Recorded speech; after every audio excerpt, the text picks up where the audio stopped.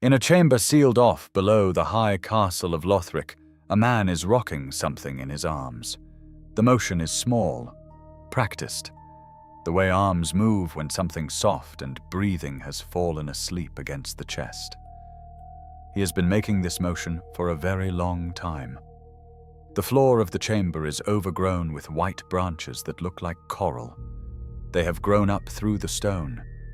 They twist around the broken legs of furniture no one sits in anymore. His own body is no longer the body of a man.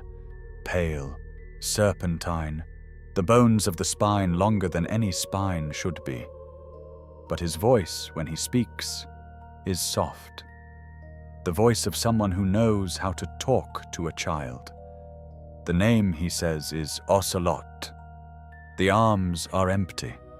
The kingdom above him has forgotten that name. The world that comes after this kingdom will forget him entirely. The boy whose name he is calling. No one in any of the courts above the chamber has seen him for years. The man does not know that. Or perhaps he does. Perhaps that is why the gesture has not stopped. Take a slow breath. There is no hurry. We have the whole night. What is happening in this chamber is not what the kingdom believes happened. The legends that will be told about him, about how he lost his mind, how he turned away from the throne, how he became a thing instead of a king, those legends are wrong about almost all of it.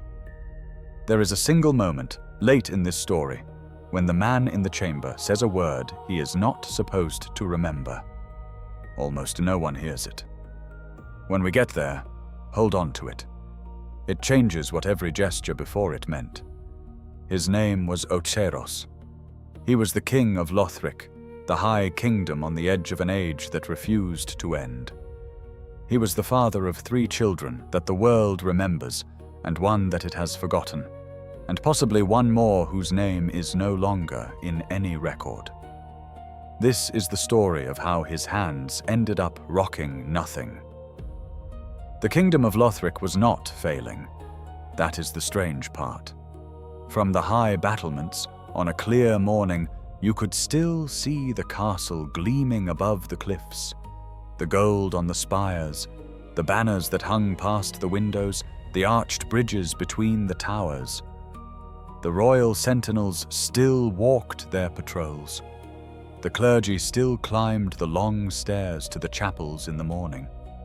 The bells in the towers still rang at the hours they had always rung at. Whatever was wrong with the kingdom of Lothric was wrong somewhere underneath all of that. The wrongness was time. Every kingdom in the world this kingdom belonged to held its breath for the same thing. The age of fire was supposed to end. It had ended before, many times over, and each time someone, some lord, some hero, some chosen burden of a person, had walked into the first flame and lit themselves to keep it burning. Each link brought another long stretch of the same age. By the time the lords of Lothric inherited their throne, the age had been linked so many times that the world no longer felt like one age. It felt like an age that was running out of patience with itself. Lothric was a kingdom built on the assumption that the next link of the flame would come from its own house, from its own blood, from a son the family produced specifically for the purpose. That was the assumption every house before this one had made too, and every other house in this line had paid the cost of being wrong about it. The kingdom had a queen, though her name has dissolved into the pages of old prayer books. There are notes about her, scattered across courts and chapels. She was holy, she was small, she was given great honor. She bore a daughter who was given the name Heavenly. The daughter went blind and lost her hearing, and lost her voice. The records say an angelic figure visited her. They do not say the angel was kind. The kingdom had a king. Oceiros came to the throne with the responsibility every Lothric king came to the throne with. Produce an heir who could link the flame. Make a child worth the bonfire. The crown in this kingdom was a furnace appointment. Every man who wore it understood that. He had 2 sons, Lorian, the elder, Lothric, the younger. They were not the only children he and the queen had, but they were the children the kingdom expected to use. The kingdom is not where you find Oceiros now. To get to him, you have to go beneath the castle. There is a path no one keeps clean anymore, a stairway that leaves, the high wall, a courtyard whose grass has been allowed to grow wild, a garden the family used to walk through. The grass is yellow now. There is a gate. The gate does not lead anywhere most people want to go. Past it, the ground starts to feel strange. Pale crystalline branches are coming up through the dirt. Not in a few places. Everywhere. They look like the bones of trees that did not finish growing. They look like the kind of growth that is not supposed to exist this far above the ground, this far inland, this close to the foundations of a working castle. There is an open chamber at the end of the path, half collapsed at the roof. The wind that moves through it does not come from any direction the rest of the castle gets wind from. The chamber is overgrown with the same white branches, but inside they have grown taller, denser, more deliberate. They twist around the dais where a chair used to be. They twist around the man who used to sit in it. He is not sitting in it now. He is on the floor. He has been on the floor for years. The body, what was a body, lifts itself when someone enters the chamber, the way an animal that has been disturbed in its den lifts itself. The arms move first. They have something in them. The motion never stops, even when he stands, even when he turns, even when the rest of his body uncoils into something a stranger would not believe was ever a king. The arms keep cradling, the way a parent walking with a sleeping child keeps walking smoothly so the child does not wake. There is no child in his arms. But here is the part the kingdom does not record. He talks to it. He is asking it where it is. He is asking it to come back. The voice that asks is the same voice that used to sign treaties and bless coronations and read prayers at his sons' birthdays. It has lost almost everything. It has not lost that. Before we go further into what happened to him, we have to understand what kind of house he was a king of, because the chamber under the castle is not the story of one man losing himself. It is the story of a family that had been losing its children for a long time before he ever sat down on that floor. The royal family of Lothric had 3 children that the world remembers. None of them were allowed to be children for long. The eldest is the one most people don't know was the eldest, Lorian, the one who carries his brother on his back. Lorian was supposed to be a great warrior, was a great warrior for a time, before the campaign that broke him. He was sent to fight a great demon alone, and he came back without a voice. He came back unable to walk. He had not lost the war, but the war had taken everything from him that was not the will to fight. And his will to fight after that was for one person only. His younger brother was the heir. Lothric was the second-born. Blessed at birth, the records say. Marked for the throne. Marked for the flame. The kingdom built itself around the certainty that this child would be the next link, and that certainty hung on him from the moment he was named. He was not strong. He was not well.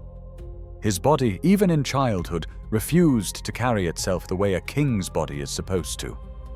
The robes he wore in his portraits were sized to a body that had to be propped to stand straight in them.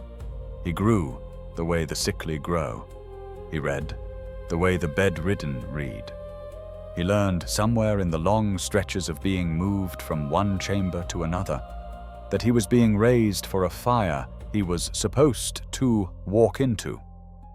He decided somewhere in those same chambers that he was not going to walk into it. His brother carried him on his back when he made that decision. carried him through the long tower stairs, carried him to the place where the kingdom would have liked to put a fire and a willing son. Lorian, who could not speak, sat down with him there, and they waited together, for the fire to go out instead of for the sun to go into it. That is how the kingdom of Lothric ended its line of heirs. Two brothers, one of them carrying the other, refusing to perform the act they had been bred to perform. That is the children people remember. The third was Gertrude. She was the queen's daughter. The records call her heavenly. They say she was visited in her chambers by a being not of this world. They do not say what the being wanted. After the visit, she could no longer see. She could no longer hear. She could no longer speak, and that kingdom moved her into a high tower. They built her a small staff of caretakers.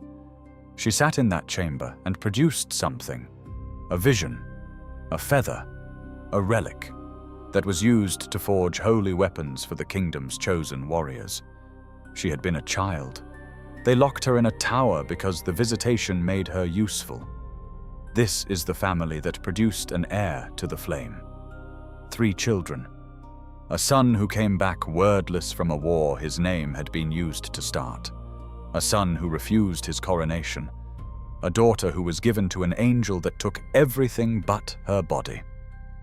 And the king and queen looked at this catalogue, at what they had spent their reign producing, and concluded that the problem was that they needed another child.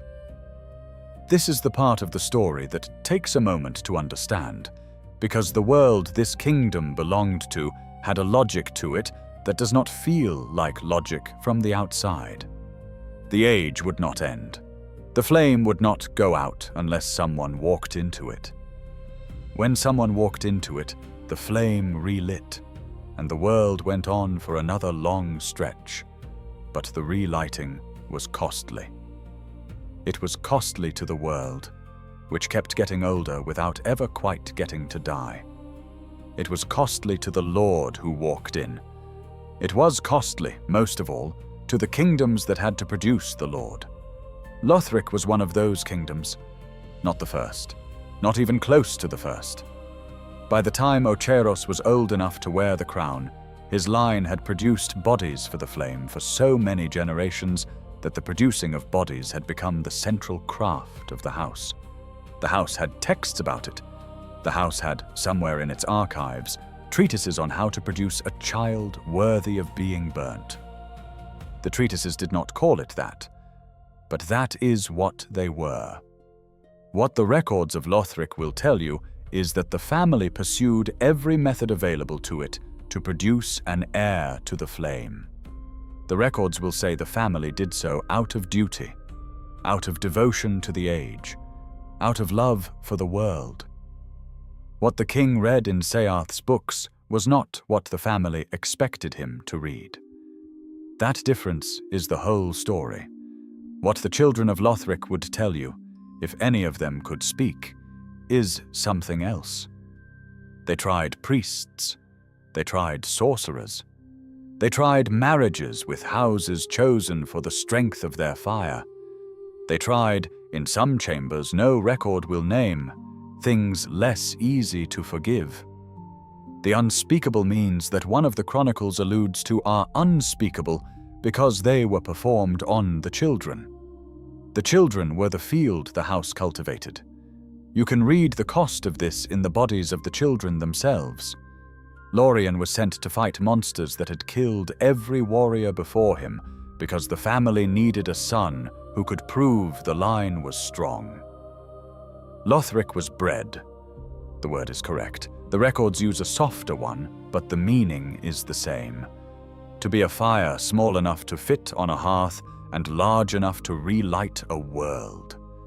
Gertrude was offered to a being from outside the world because the house needed something the world could not give it. This is what it means to be born to the throne of Lothric. This is what Oceiros inherited when his father's body was placed in the family crypt. The king who sat down on the throne after that crypt was sealed had been a child of this house too. He had grown up watching it work on his siblings. He had grown up watching it work on him. He had reached the throne, perhaps because he was the one the work had broken least, or perhaps because he was the one who learned, earlier than the rest, how to look at the work and not flinch. He had children of his own coming. He was going to be the one who decided what was done with them. To understand what Oceiros began to do as a king, you have to know who Seath was. Seath was a dragon, not in the loose way the word is used for any large reptile in any kingdom, a real one. He had been one of the ancient dragons that ruled the world before this age of fire began. The ancient dragons did not die. Their bodies were stone, scaled and grey and unchanging, and the only thing that ever harmed them was the lightning the gods learned to forge during a war that the dragons lost. Seath did not lose. Seath crossed sides. Seath, alone among the great worms, betrayed his kind and stood with the gods, and was rewarded by the gods with a kingdom of his own and the title of duke. He did not have the stone scales the others had. He had been born without them, pale, scaleless, soft, and that was why he had crossed. He had wanted what the others were born with. He had spent his entire long life trying to manufacture in himself what his brothers had been given for free. Seath died long before Oceiros was born. He died in a long, slow descent into a kind of madness that was not quite madness. The obsessive, unending, methodical work of a creature who could not let go of what he was looking for. He left books behind.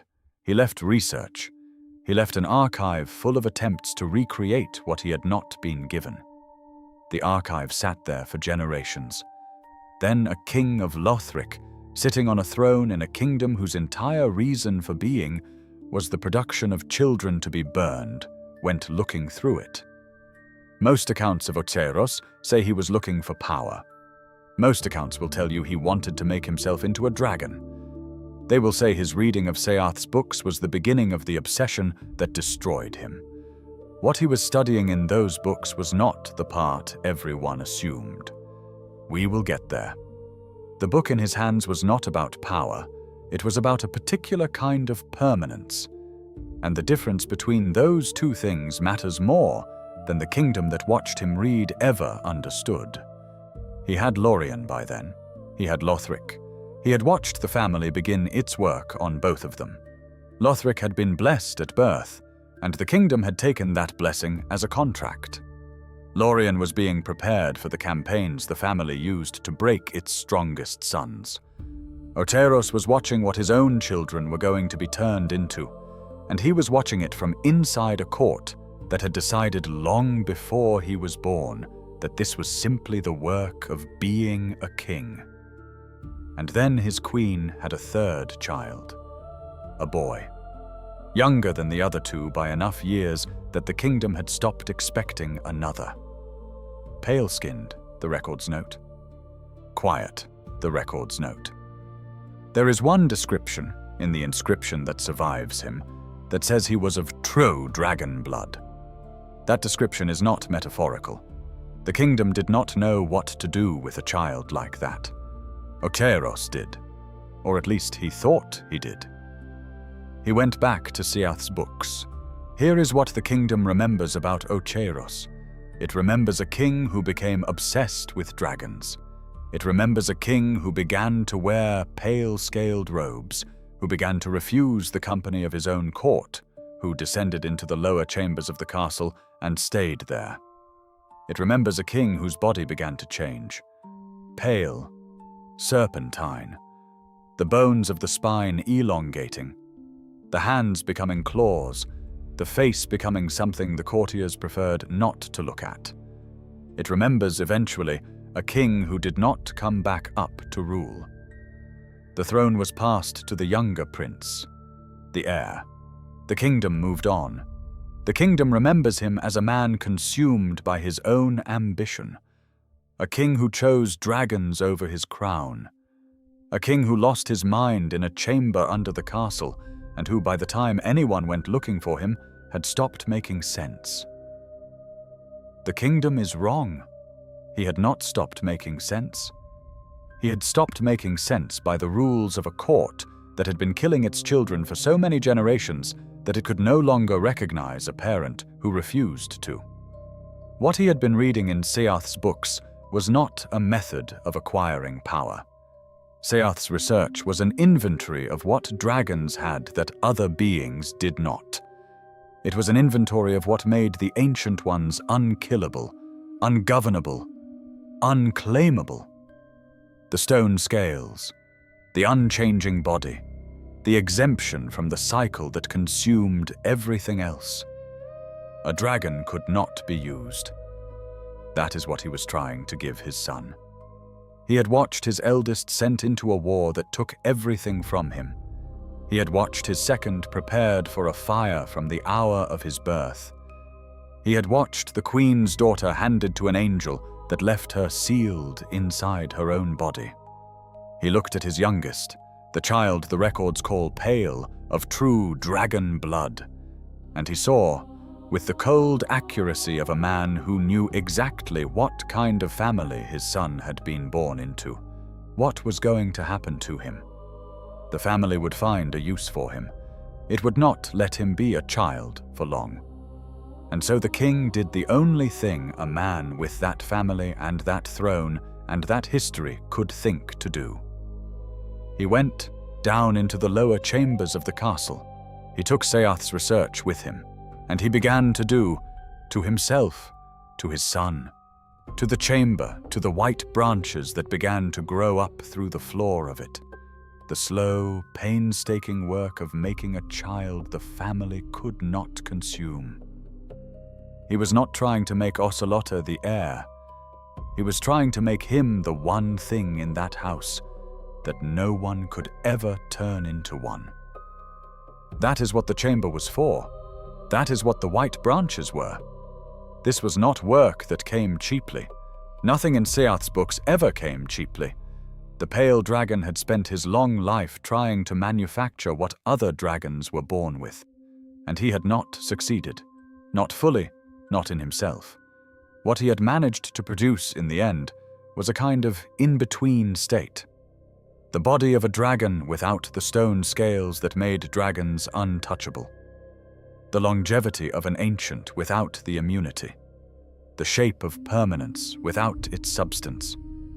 The shape was what Oceiros began to take. His body went pale first. The records of the court note that he stopped attending audiences. He stopped eating the food his servants brought to him. The robes that had fit his frame in his coronation portrait stopped fitting. He grew taller in some places and thinner in others. The bones of his face changed. The white branches that were growing through the floor of his chamber were growing out of him. The chamber became a place he could not leave. The court still held. The queen still kept her own halls. The princes still met with their tutors. The kingdom still ran the way kingdoms run when the king has gone quiet. But the king himself had crossed something. He had walked far enough down the path Seath's research described that his body could not walk back. And here is what the transformation took. It took his memory of how to leave the chamber. It took, eventually, his ability to recognize most of his court. It took, the records suggest, the part of him that had once been able to plan the next year of his reign, the next month of his treaties, the next morning of his rule. Whatever he had been doing in that chamber, whatever Seath's books had asked of him, it had not been efficient. Dragons are not efficient. Dragons do not plan. Dragons exist in the way ancient things exist, and the longer he worked on the existence, the less of the planning he had. He had made a trade. The trade was not a clean one. He had given up most of what made him a king in exchange for the slow possibility of becoming a thing the family could not finish. And the child. What happened to Oceiros between the year the boy was born and the year his father stopped being a man The records do not directly say. There are pieces. There are references. There is the inscription that names him. There is the fact, the small and clinical fact, that no one in the courts above the chamber sees the child after a certain point. The royal portraits of that decade do not include him. The court tutors are not assigned to him. The chambers of the prince's brothers, Lorians, Lothrics, are documented in the housekeeping ledgers down to the bedclothes. The chamber of the third son is not. He is in his father's arms. The arms were not empty when the king first descended into the chamber. The kingdom that did not see Oceiros after a certain year did not see him because he was not in the kingdom. He was below it, with his father, in the chamber where the white branches were beginning to grow.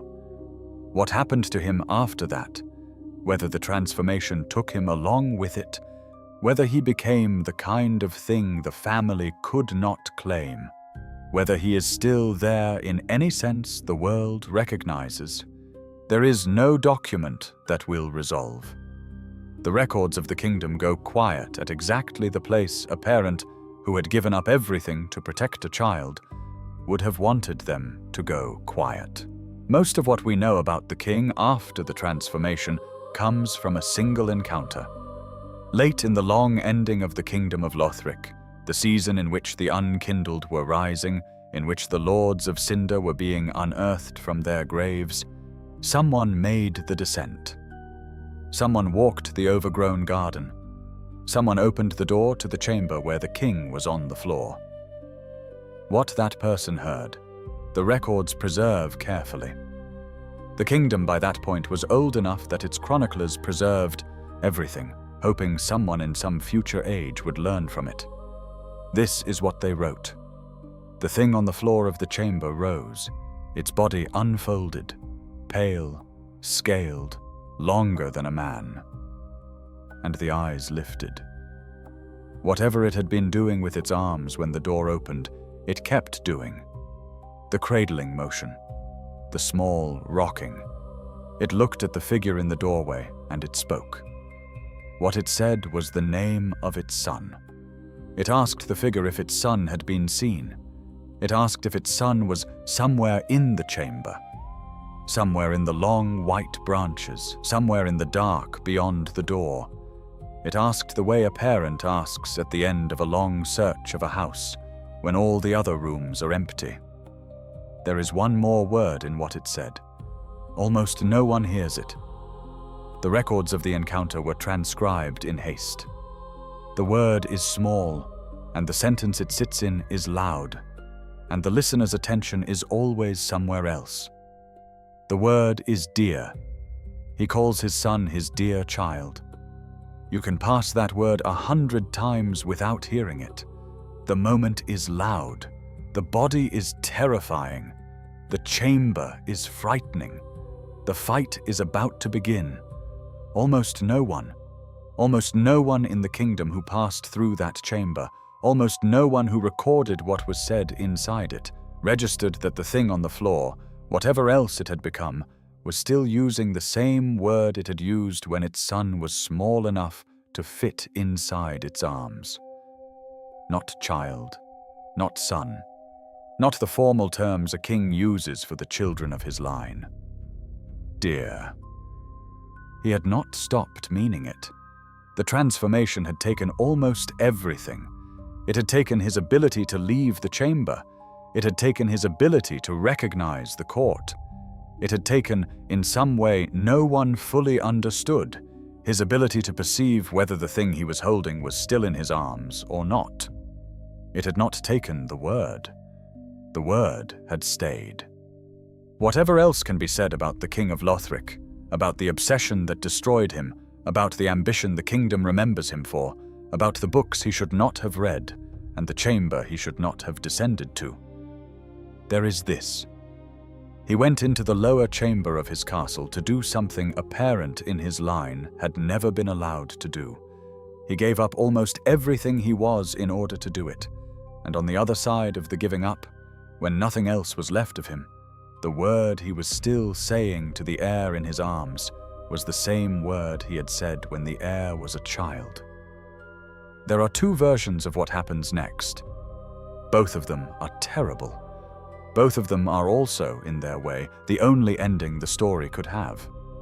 In the first version, Oceiros was real, was there, was held, was protected.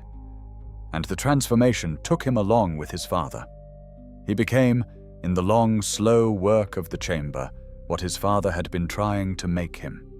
Something the family could no longer use. Something the world could no longer see. He is still, in this version, in his father's arms, in the only state his father had been able to give him. The arms look empty, because the boy, finally, is something nothing in the kingdom is allowed to claim. In the second version, Oceiros was real, was held, was loved, and the transformation took him without saving him. The child died, somewhere in the long descent of his father into the chamber. The body was small. There is no grave. There is no record. The arms have been empty for a longer time than the king realizes, and he has been rocking the memory of his son for years, because the part of him that could understand the loss was the first part the chamber took. There is a third version, which the chronicles do not record, but which the chamber itself suggests. It is the version where both of those things are true at the same time. He saved his son. He lost his son. The child is there, and the child is not.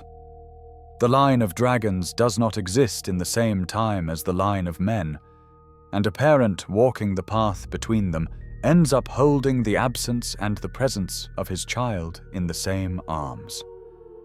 The chamber does not resolve which version is correct. The chronicles do not resolve it. The kingdom of Lothric ended without resolving it, and the world that came after the kingdom of Lothric is not interested in resolving it. The only one who ever knew was the king, and the king, at the moment the chamber was opened to him, looked up and did not know either. He asked the figure in the doorway. He asked where his son had gone. That is not the question of a man who remembers what happened. That is the question of a man who is still inside the act of trying to find out. The transformation had taken the answer with it. He was working with what was left, the arms, the gesture, the word, and the arms had been doing the same thing for years, because the arms were the only place in the kingdom where the question had not yet been answered. This is where we leave him. The chamber stays the way the chamber has been for years. The white branches keep growing through the floor. The body that was a king keeps lifting, keeps turning, keeps cradling. The kingdom above forgets him a little more each season, and then a little more, and then the kingdom itself ends, and the chamber becomes the kind of room that no future age will record except as a footnote. The man on the floor is still rocking something in his arms. The motion is small, practiced. The way arms move when something soft and breathing has fallen asleep against the chest. The arms are not empty. They never were. Not in the way the kingdom thought they were. The boy may be there. The boy may not. The boy may be both. What is in those arms? What has been in those arms for as long as the chamber has held them, is the only thing a father in that line ever managed to keep from his family. A name still being said. A word, dear, still being meant. A motion still being made by a body that has given up everything else for the right to keep making it. There are people who have lost children, in this world and in every world, who already know what is in those arms. There are people who have not lost children, but who have lost something they were not allowed to keep, and who have caught themselves making a gesture toward the absence of it without meaning to. The chamber under the castle is one of the most honest rooms in any kingdom. It is the room where the gesture continues after the world has decided the gesture is no longer useful. If there is a person you are still saying the name of softly to no one, the way the king on the floor of his chamber says the name of a child the world no longer sees, you already know the word the kingdom of Lothric did not understand. It was never delusion. If this story stayed with you, a like helps the channel reach people who fall asleep to stories like this, and there are more chambers like this one to walk down into on other nights. Take your time getting there.